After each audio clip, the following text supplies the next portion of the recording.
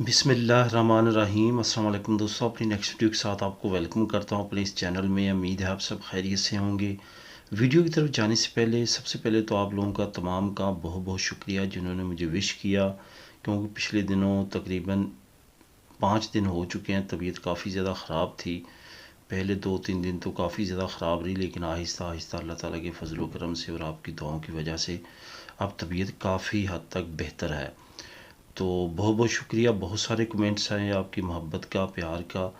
तो चलते हैं आज की अहम न्यूज़ की जानब। सबसे पहले तो आप लोगों के साथ एक अहम न्यूज़ शेयर करूंगा और साथ साथ उसका लिंक भी नीचे शेयर करूंगा। आप सोच रहे होंगे इस तरह की न्यूज़ मैं काफ़ी ज़्यादा शेयर करता हूँ, जो भी मैं आपको बताने जा रहा हूँ इसकी अहमियत इस वजह से ज़्यादा है कि हमारी कम्युनिटी इसमें ज़्यादा इन्वॉल्व नहीं है। हालांकि इन शोबों में इन्वॉल्व होना चाहिए। अगर हम लॉन्ग टर्म तरक्की करना चाहते हैं इन कंट्रीज़ में, तो हमें इन शोबों की तरफ आना चाहिए। हम क्या सोचते हैं कि हम शॉर्टकट ढूंढने की तलाश में रहते हैं, यानी कि हम जब आते हैं अपनी कंट्री से डायरेक्ट पैसा कमाने के चक्करों में रहते हैं। लेकिन अगर आप साउथ अमेरिकन कम्युनिटी को देखें तो वो जब यहाँ पे आते हैं वो सबसे पहले अपने आप को प्रिपेयर करते हैं, कोर्सेज करते हैं, शॉर्ट कोर्सेज करते हैं, मुख्तलिफ स्किल्स सीखते हैं। यहाँ पे फ्री स्किल्स बहुत ज़्यादा सिखाई जाती हैं। वो करने के बाद फिर वो फील्ड में निकलते हैं और अच्छा खासा रोज़गार कमाते हैं। मैं यहाँ पे कुछ ऐसे लोगों को भी जानता हूँ जो साउथ अमेरिकन है, जो ऑलरेडी सेट हैं, अपने प्रोफेशन में परफेक्ट हैं, लेकिन साथ साथ शॉर्ट कोर्सेज करते रहते हैं अपनी जॉब के साथ साथ। उससे क्या होता है, उनकी जॉब मज़ीद इम्प्रूव होती है, मज़ीद अपॉर्चुनिटी जैसे उनको भी मिलती है वो वहाँ पे जंप कर जाते हैं और मज़ीद ज़्यादा सैलरी लेना शुरू कर देते हैं। यहाँ पे कुछ ऐसे भी हैं, देखने में आपको प्रोफेशन नॉर्मल से लगेंगे, लेकिन 3-3 हज़ार यूरो, 2800 यूरो उनकी सैलरी इस वक्त वो ऐसे हालात में भी ले रहे हैं। असल में ये क्या है, यूरोपीय यूनियन ने एक सेंट्रल हब जो है वो स्किल्ड सेंटर के नाम से यूरोप इस तरह का उन्होंने एक डिपार्टमेंट क्रिएट किया है, जो कि हर मुल्क को उसके साथ इंटरलिंक कर दिया। अब हर मुल्क ने हर सूबे के साथ उसको इंटरलिंक कर दिया है। उसका लिंक जो नीचे मैं आपको दूंगा, वो अगर आप क्लिक करेंगे तो वहाँ पे आपको डायरेक्ट उस पेज पे ले जाएगा जो कि इस सूबे के रिलेटेड है। इसके साथ साथ अगर आप स्पेन से रिलेटेड वो भी तमाम चीज़ें आपको वहाँ पे मिलेंगी। हर चीज़ वहाँ पे अगर आप रीड करेंगे उस वेबसाइट को, तो वहाँ पे आपको हर चीज़ इंफॉर्मेशन हर कंप्लीट मिलेगी। आप लाजमी तौर पे वहाँ पे जाइए। वहाँ पे फुंतानेरो के बहुत ज़्यादा कोर्सेज हैं, डिफरेंट तरह के, बेसिक लेवल के, हाई हाई लेवल के, एडवांस लेवल के, जो आप अगर वो करना चाहें तो इसके साथ साथ इलेक्ट्रिसिटी के हैं। साथ अगर आपकी एजुकेशन में कुछ बेहतर है तो कंप्यूटर फील्ड में वहाँ पे जा सकते हैं।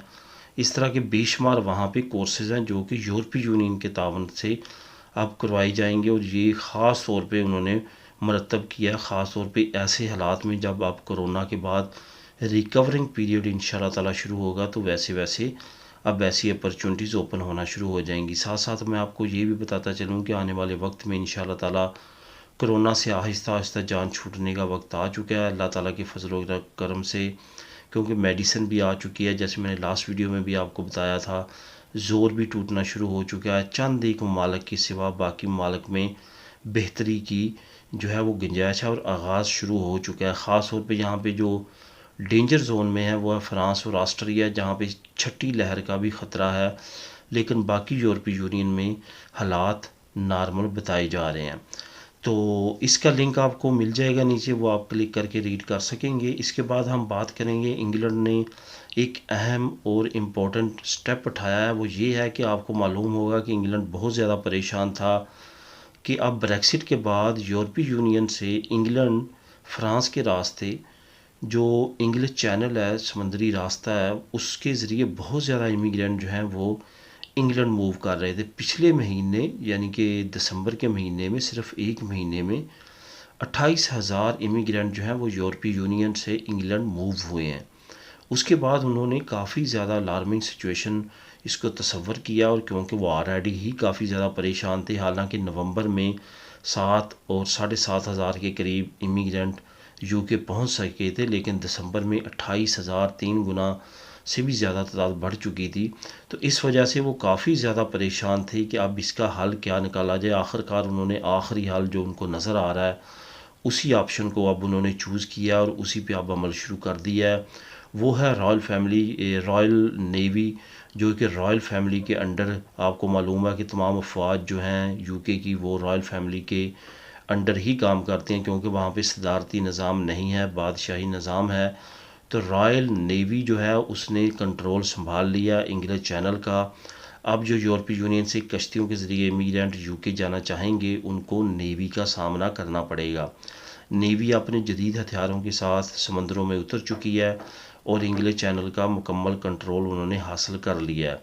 अब देखते हैं आने वाले दिनों में नेवी किस तरह से निपटती है इन इमिग्रेंट्स के अगेंस्ट, क्या स्टेप्स उठाती है। लेकिन यहाँ पे आपको ये भी बताता चलूँ कि ऐसी एक्टिविटीज़ नेवी नहीं करेगी जैसे कि उम्मीद की जा रही थी प्रीति पटेल के कानून के मुताबिक, और यूके में जो उन्होंने बयान दिया था कि हम कश्तियों को वापस धकेलेंगे।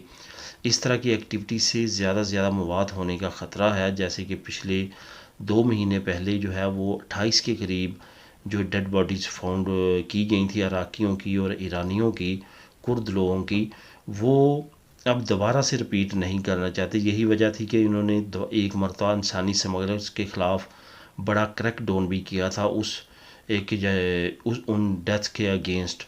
उसका जवाब देने के लिए इंसानी स्मगलर जो कि इन्वॉल्व थे उस तमाम एक्टिविटी में, उनको पकड़ के और उसके साथ साथ बड़े गैंग्स को यूरोपीय यूनियन में पकड़ के उन्होंने उसका जवाब दिया था। अब नेक्स्ट आने वाले वक्त में भी वो चाहते हैं कि ऐसी कोई भी एक्टिविटी ना हो। बहरहाल अब यूके में जो कश्तियों के ज़रिए, बोट्स के ज़रिए जाना चाहते हैं उनके लिए काफ़ी ज़्यादा परेशानी और प्रॉब्लम हो सकती है। एक तो मौसम की काफ़ी ज़्यादा सख्ती सामने आ सकती है, क्योंकि आने वाले दिनों में ना सिर्फ इंग्लैंड बल्कि यूरोपीय यूनियन में भी टेम्परेचर एक मरतबा काफ़ी ज़्यादा गिरने वाला है। सर्दी की लहर एक मरतबा आएगी जो शायद सेकंड लास्ट या लास्ट लहर हो, लेकिन सर्दी की लहर अब ये आएगी और इस वजह से भी ज़्यादा एहतियात करने की ज़रूरत है, और ना ही कोई ऐसी इलीगल एक्टिविटी में पड़ें जिससे आपकी ज़िंदगी को ख़तरा हो। पाकिस्तान ने भी आखिरकार दूसरे ममालिक की तरह एक नई स्कीम का ऐलान किया है। ये स्कीम असल में जो सिख कम्युनिटी है वो जब से करतारपुर राहदारी खुली है, इसके साथ साथ जो हसन अब्दाल का एरिया है वहाँ पे आपको मालूम है कि सिखों की काफ़ी ज़्यादा मजहबी जगह हैं जहाँ पे वो विज़िट करते हैं, आते हैं, और उनकी ये हमेशा से ख्वाहिश रहती थी कि हम पाकिस्तान में इन पॉइंट्स पे इन्वेस्टमेंट करना चाहते हैं। फॉर एग्ज़ाम्पल अब करतारपुर राहदारी है, वहाँ पे होटलिंग का बिज़नेस काफ़ी ज़्यादा बेहतर तरीके के साथ चल सकता है। अगर वहाँ पे होटलिंग से रिलेटेड जो कंपनीज़ या इंटरनेशनल अदारे हैं वो वहाँ पे इन्वेस्टमेंट करें, तो अब पाकिस्तान ने इससे का फ़ायदा उठाने का सोचा है और $1 लाख की स्कीम का ऐलान किया है। जो लोग $1 लाख जो है वो इन्वेस्टमेंट करेंगे वो पाकिस्तान की 5 साल की, 10 साल की, इवन आगे परमानेंट रेजिडेंसी भी ले सकेंगे, और एक ख़ास मुद्दत के बाद उनका तमाम रिकॉर्ड चेक करने के बाद नेशनलिटी भी उनको दी जा सकती है। ये ख़ास तौर पे तमाम कम्युनिटी के लिए है, लेकिन क्योंकि डिमांड ज़्यादा सिख कम्युनिटी की तरफ से आ रही है वो बहुत ज़्यादा फ़ायदा इससे उठा सकते हैं, क्योंकि वो ज़्यादातर इंडिया से बाहर जो सिख रह रहे हैं जो कि डायरेक्टली पाकिस्तान आते थे करतारपुर और हसन अब्दाल, उनके लिए भी ये बड़ी अपॉर्चुनिटी है जो पाकिस्तान में इन्वेस्टमेंट करना चाहते थे। इसके बाद जो नई रिपोर्ट है वो ये भी आई है कि बहुत सारे अफ़गानी जो हैं वो तुर्की में भी इन्वेस्टमेंट करके तुर्की की नेशनलिटी भी ले रहे हैं। हुकूमत का ये भी टारगेट है कि वो अफ़गानी जो तुर्की जा रहे हैं वो पाकिस्तान भी आएँ और यहाँ पे भी इन्वेस्टमेंट करके नेशनलिटी लें। तो अब देखते हैं आने वाले वक्त में इस स्कीम को किस तरह से अप्रूव किया जाता है और आने वाले वक्त में इससे किस तरह से कितने लोग फ़ायदे में रहते हैं। हुकूमत का ये भी कहना है कि तमाम स्टेक होल्डर्स को इसके बारे में इत्माद में लिया जाएगा, क्योंकि मुल्की हालात के मुताबिक उन लोगों को जिनको ये दिया जाएगा ये स्कीम के ज़रिए रेजिडेंट कार्ड या नेशनलिटी, उनकी मुकम्मल छानबीन की जाएगी, उसके बाद ही उनको मुल्क की रेजिडेंसी दी जाएगी। पाकिस्तान और इंग्लैंड के दरमियान मुआहदा भी तकरीबन आखिरी मराहल में दाखिल हो चुका है। ये मुआहदा क्या है? ये क्रिमिनल्स का मुआहदा है। असल में इंग्लैंड चाहता है कि जो इलीगल इमिग्रेंट यूके में रहते हैं पाकिस्तान के साथ मुआहदे के बाद उनको भी डिपोर्ट किया जा सके, लेकिन पाकिस्तान ने वाज़ेह कर दिया है कि सिर्फ़ और सिर्फ वही लोग हम वापस लेंगे जिनका अदालत की तरफ से हुक्मनामा जारी होगा। ऐसा नहीं होगा कि हम हर एक को रिसीव करें। अब देखते हैं आने वाले वक्त में हुकूमत पाकिस्तान और इंग्लैंड के दरमियान क्या नई इम्प्रूवमेंट आती है, लेकिन यह एग्रीमेंट जो है यह अब काबीना से के पास जाने वाला है। आज जो शेख रशीद है उन्होंने अपनी प्रेस कॉन्फ्रेंस में किया है कि माहदे के तमाम नुकात पे जो है वो गौर वखोज किया गया, जिसमें शाह महमूद कुरैशी, शीर रहमान जो कि इस वक्त ह्यूमन राइट्स की चेयरपर्सन है, उनकी भी बैठक हुई है शेख रशीद के साथ। इन्होंने मिल के ये डिसाइड किया है कि जो यूके के साथ माहदा है वो कोशिश की जाए कि तकमील तक पहुँचे, ताकि आने वाले वक्त में क्रिमिनल्स लोगों की एक्सचेंज हो सके। हो सकता है कि आने वाले चंद दिनों में ये माहदा कंप्लीट हो जाए, जो कि आखिरी मराहल में है, और उसके बाद मुख्तलिफ इमिग्रेंट्स के साथ साथ बाकी जो क्रिमिनल्स लोग हैं वो एक मुल्क से दूसरे मुल्क ट्रांसफ़र हो सकें। तो दोस्तों ये थी आज की अहम न्यूज़। मिलेंगे नेक्स्ट वीडियो में नई न्यूज़ अपडेट के साथ। अल्लाह हाफिज़।